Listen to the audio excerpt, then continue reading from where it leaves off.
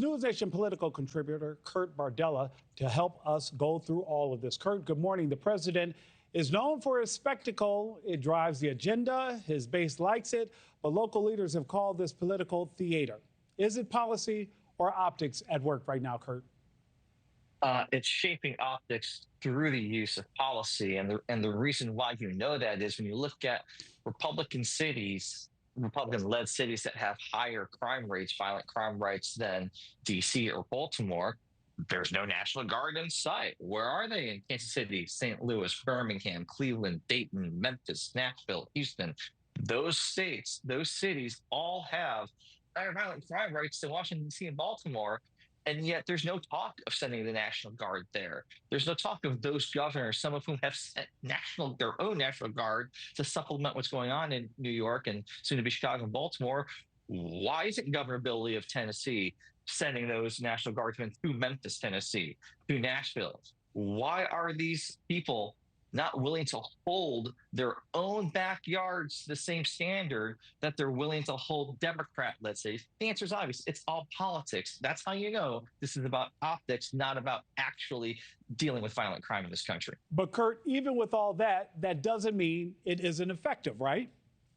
Oh, I mean, Mayor Bowser of D.C. has said it has made a noticeable difference. There has been a drop in violent crime. I don't have an issue per se. If you want to do this and do it equally and everywhere, that's fine. You can make a rational case for that. My issue is when you're only doing it to one political party and not the other, it undermines the argument that you can make that this is about crime.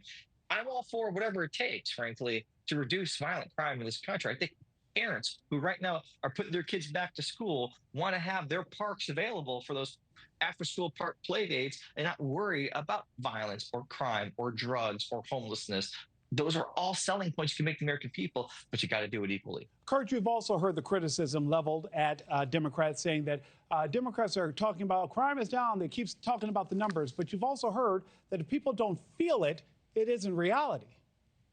Well, I mean, that's exactly the challenge the White House is facing with the economy, right? They want to say that everything is great. The big, beautiful bill was the biggest piece of legislation ever, yet the American people don't feel it, so it's just not real. The same thing when it comes to crime. Now, we live in a time where because Trump has made crime such a prominent issue, every piece of crime is being hyper scrutinized. Every violent, incident is giving a certain amount of oxygen that it probably wouldn't normally get during other times. And so once you go into that cycle, it feels like it's everywhere because you see it everywhere on the news, even though it's not any higher or lower than it may have been 6 months ago. And Mayor Bowser and Governor Pritzker, with all due respect, are two very different political leaders. Do you think this will escalate into a legal showdown? Yeah, I think especially Wes Moore, the governor of Maryland, has been very clear he doesn't want that National Guard intervention in Baltimore. He is one of those 2028 Democrats to watch.